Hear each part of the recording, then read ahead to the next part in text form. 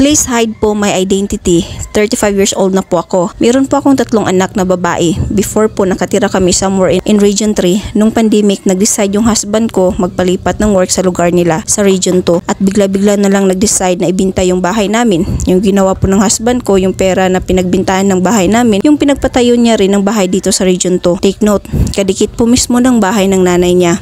Nung una, okay pa naman ang treatment ng pamilya niya sa akin. Nung tumagal, nag-iiba na pati mga anak ko nadadamay na. Ganito po kasi yun, tuwing may kailangan sila na pera sa asawa ko at hindi sila mapagbigyan sa akin sila nagagalit. May mga issue na nakarating sa akin na madamot daw ako, na masama daw ugali ko. Wala po ako work, full-time mom po ako sa 3 anak ko. Umaasa lang din ako sa sahod ng asawa ko. Nakakalungkot po kasi sa magkakapatid, asawa ko lang po ang may trabaho. Kaya tuwing problema sila, hindi maiwasan na takbuhan nila yung asawa ko. One time, isa sa apo niya nagkasakit.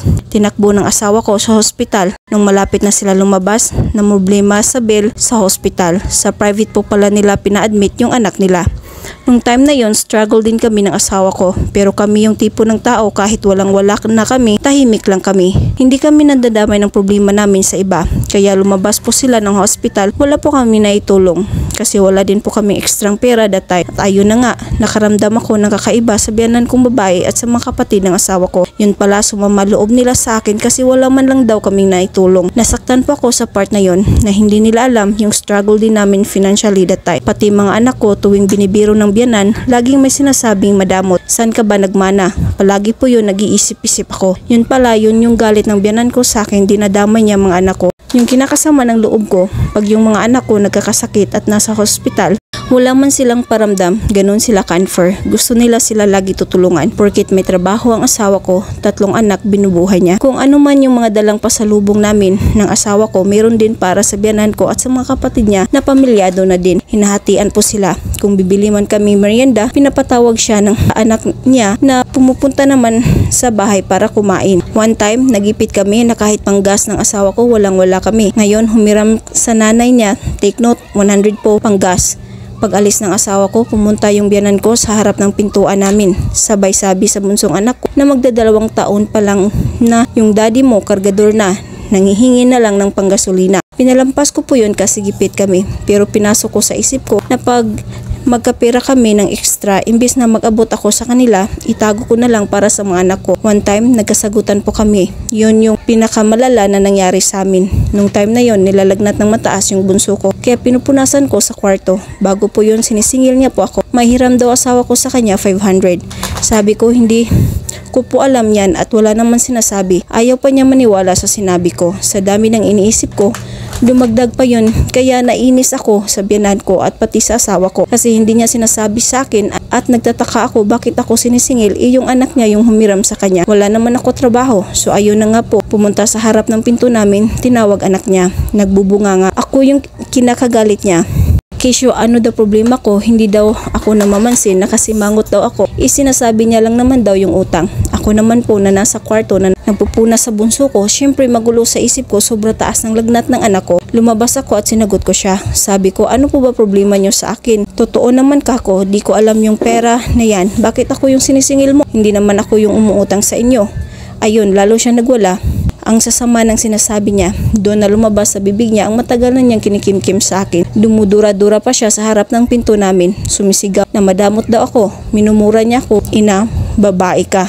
Paulit-ulit. Dati po akong private school teacher nung nakilala po ako ng anak niya. Pero nung sunod-sunod kami nagkaanak, hindi na po ako nakapagtrabaho dahil ako na po ang nag-aalaga ng mga anak namin. Sobra po ako pinahiya ng biyanan ko.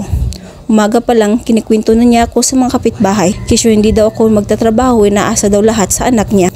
Pinupost po niya ako sa FB niya na siya daw nagpakahirap na makapagtapos anak niya.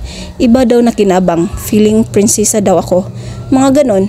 Grabe po, ngayon lang po ako nakatagpo ng ganito na mindset ng biyanan na babae. Dapat sana magpasalamat siya kasi alagang-alaga ko mga apo niya. Asikasong-asikaso ko yung anak niya at taong bahay po ako. Lalabas lang po ako pag bibili ng needs sa bahay at pag maghahatid sundo sa mga anak ko sa school nila. Simula po nung sinagot ko po siya, araw-araw niya po ako pinaparinggan. Pag wala po yung anak niya na nasa trabaho, may mga pagkakataong binabagsakan niya ako ng palanggana tuwing dadaan ako sa bahay nila. May ugali din po siya pag maririnig niya madaling araw pa lang nagwa-washing na ko ng mga damit namin. Sa timing niya magsiga pag magsasampay ako, as in to the point na 2 malaking kahoy na yung susunugin niya para lang hindi huminto ang usok. Yes po, ganun po siya kasalbahe. Meron din pong instances yung mga kanta po sa FB na mga patama, pinapatugtog po niya at nakakunik na po sa speaker para marinig ng mga kapitbahay. Yung kanta tungkol sa bastos na walang galang sa magulang, mga ganun po. Sobra ko ng liit sa mga ginagawa niya sa akin, pero pinili ko po tumahimik at iniiyak ko na lang po sa bahay. Hanggang sa dumating sa point na kinausap siya ng anak niya. Nakiusap ng maayos na kung pwede, kung ayaw mo na kilalanin yung asawa ko, pabayaan mo na lang siya. Ihinto mo na ang ginagawa mo sa kanya. Ganun po. Pero kinagabihan, sinakto niya nung dumaan ako nagsalita. Sabi niya, hindi pa lumayas. Maganda nga pag lumayas na dito yan. Iba po impact sa akin. Napahagulhol po ako ng iyak. To the point na sinabi ko na sa asawa ko, ayoko na. Uuwi na ako sa mga magulang ko kasama mga anak ko. Hindi ko na kaya yung mga pangbabastos ng nanay mo. Nung time ko na yon, nagwala na po yung asawa ko. Sinisigawan yung nanay niya. Kanina lang ako nakiusap sa inyo. Bakit ginagawa niyong miserable yung buhay ng pamilya ko? Nag-decide po kami mangupahan at iniwan po namin yung bahay namin kahit masakit sa loob ng asawa ko na yung pinaghirapan niya, ganun-ganun na lang. Opo, nangupahan po kami pero di pa rin po huminto kakapos sa FB ng mga patama ng biyanan ko. Pero pinagdadasal ko na lang sila. Kaya sa mga maswerte sa biyanan, happy ako para sa inyo. Sa mga katulad ko naman na malas sa biyanan, isang mahigpit na yakap para sa inyo. Sana lang po malagpasan namin mag-asawa ito. Sana makapundar kami ng sarili naming lupa at bahay na malayo na sa kanila.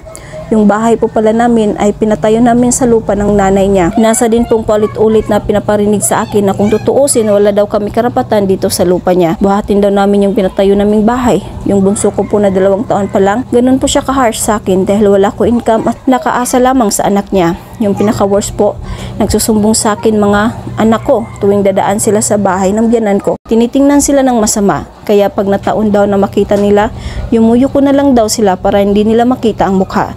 Nasa likuran po kasi bahay namin kaya madadaanan talaga namin bahay nila. Ultimo pag grocery ko, ikinasasama ng loob nila. Pati pag may milk tea ng mga anak ko, ikinagagalit nila. Yung dating sa biyanan ko ay nagpapakasarap kami sa sahod ng anak niya na siya ang nagpatapos mag-aral.